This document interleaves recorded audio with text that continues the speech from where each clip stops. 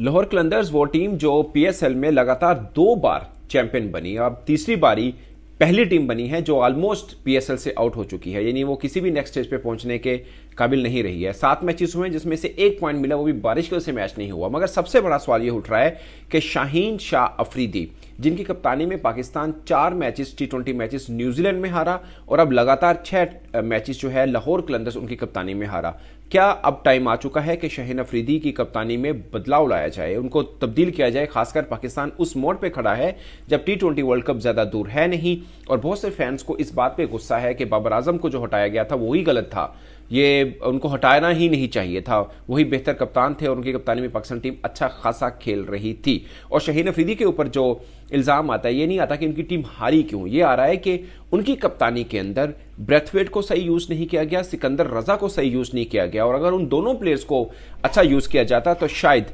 ये लाहौर कलंदर जो है पीएसएल में इसकी कहानी कुछ डिफरेंट होती। मगर अब पीएसएल में उनकी कहानी खत्म हुई है और सवाल ये पैदा हो रहा है कि शाहीन अफरीदी को चेंज करने का वक्त आया है या नहीं आया।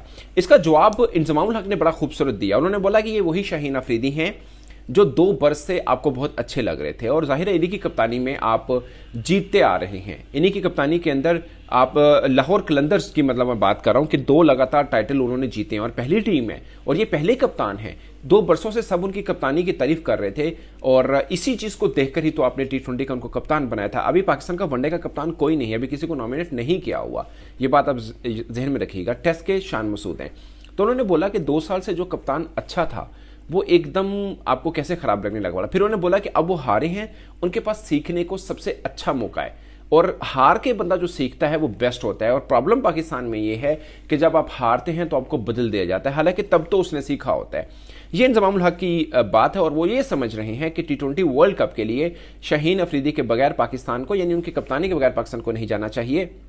उन्होंने ये भी कहा कि बाबर आजम जो पाकिस्तान के सबसे बड़े बल्लेबाज, सबसे बड़े खिलाड़ी हैं, उनको इशारतन उन्होंने बोला कि जब उनको हटाया गया वर्ल्ड कप में पाकिस्तान हारा तो वो भी शायद गलत था, मतलब उनको हटाना नहीं चाहिए था। मगर अब चूंकि शाहीन अफरीदी बने हैं और पीछे आप अगर ऑल ऑफ सडन उनको चेंज कर देंगे तो शायद ये बेहतर नहीं रहेगा। और मुझे भी लगता है कि अब पाकिस्तान के पास बहुत ज्यादा सीरीज है नहीं, आप न्यूजीलैंड के खिलाफ 5 T20 मैचेस खेलेंगे या फिर इंग्लैंड जाएंगे सीधा, फिर वर्ल्ड कप में आपने जाना है। और जो न्यूजीलैंड के खिलाफ सीरीज खेल रहे हैं वो जो टीम आ रही है न्यूजीलैंड की पाकिस्तान में, वो मैं पहले भी व्लॉग किया था कि उनके स्टार कोई भी खास नहीं है उस टीम के साथ, ना केन विलियमसन होंगे, ना ट्रेंट बोल्ट होंगे, ना सेंटनर होंगे, फिल्प्स नहीं होंगे, बड़े बड़े नाम जो हैं वो नहीं होंगे। उसके बगैर वो टीम आएगी और मुझे लगता है वो तो हम आराम से जीत सकते हैं क्योंकि वो हम अपनी कंडीशन में खेल रहे हैं।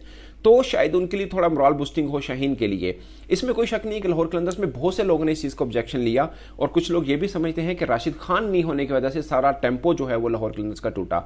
मगर ये भी सच है कि जो बैटिंग ऑर्डर चेंज किया शाहीन ने एज ए कैप्टन, वो थोड़ा डिस्टर्बिंग रहा। कुछ लोग ये समझते हैं कि डेविड विजय जो नहीं थे वो उनको कप्तानी को लेकर काफ़ी संभालते रहे, क्योंकि गुस्से में आ जाते हैं शाहीन अफरीदी, खासकर जब उनकी टीम जो है वो हारने वाले मोड के अंदर हो।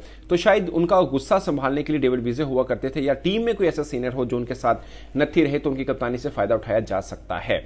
मगर अभी इंजमामुल हक ये समझते हैं कि आप सब लोग तारीफ करते हैं कि इमरान खान जैसा कप्तान पाकिस्तान टीम में कोई आया ही नहीं पाकिस्तान क्रिकेट में, मगर आपने इमरान खान को देखना है तो फिर 82 और 85 में इमरान खान भी हारे थे और फिर 92 में आके वो, सॉरी 87 में हारे थे, फिर 92 में आके वो जीते थे। तो हार शुरू में उनको भी मिली थी।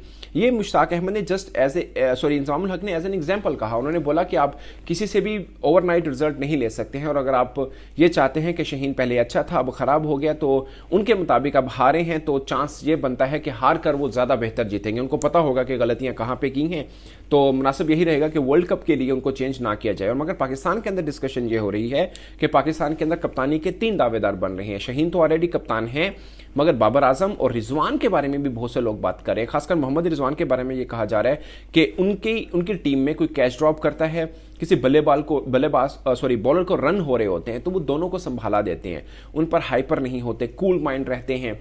और ये पिक्चर्स हमने देखी भी हैं पीएसएल के अंदर, कोई बॉलर भी उनके ऊपर मुखालिफ टीम का थोड़ा आंखें दिखाता है तो वो कूल रहते हैं, और ये उनकी सिफ्त है कि वो अपना कि टेम्पो नहीं तोड़ते हैं, वो अपने आप को ज़्यादा गर्म तबीयत में नहीं लेके जाते हैं। और यही वजह है कि पीएसएल में ओवरऑल कप्तानी को अगर देखा जाए तो उनका रैकेट सबसे अच्छा है। उन्होंने अब तक सिर्फ 13 मैचेस हारे हैं, तीसरा साल है उनका मुल्तान सुल्तान की कप्तानी में, और पहली दफा जब वो कप्तान बने थे तो मुल्तान सुल्तान को उन्होंने चैंपियन बनवाया था। अगले 2 वर्षों में वो रनर अप रही थी उनकी टीम, और अब चौथा साल चल रहा है और इस वक्त उनकी टीम फेवरेट है। बहुत से लोग ये कह रहे हैं कि दावेदार है पीएसएल 9 जीतने का। और ऑफ कोर्स जब पीएसएल का फाइनल होगा तो उसके बाद ये बहस ज्यादा भड़केगी कि भाई कप्तानी को लेकर क्या करना चाहिए, क्योंकि जो हमारे कप्तान है उनकी टीम तो पहले राउंड में बाहर हो गई है, तो अब क्या करना चाहिए। ये बहस चलती रहेगी जब तक चेयरमैन जो हैं नए चेयरमैन पीसीबी मोहसिन नकवी साहब इसके ऊपर कोई ऑथेंटिक बात नहीं करते और आकर ये नहीं कहते कि वर्ल्ड कप तक पाकिस्तान के कप्तान ये हैं या इन 2 वर्षों के लिए कप्तान ये होंगे जो भी होंगे।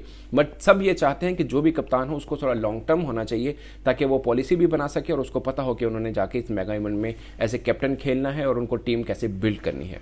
दोस्तों आपकी क्या राय, अपनी राय कमेंट के सूत्र में जरूर बताइएगा। मेरी तरफ से अब तक के लिए इतना ही, इजाजत दीजिए, अल्लाह हाफिज।